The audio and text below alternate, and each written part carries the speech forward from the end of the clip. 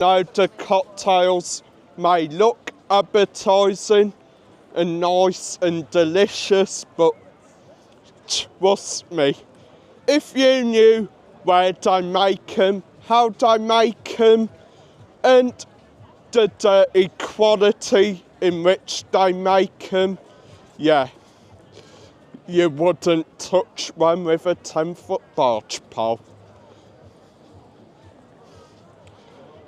Jesus.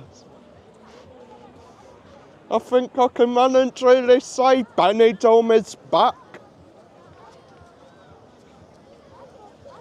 The other good thing today as well is we have also, for the first time in a while, seen the Benidorm Palace Cadillac with the girls sat on the back as well. So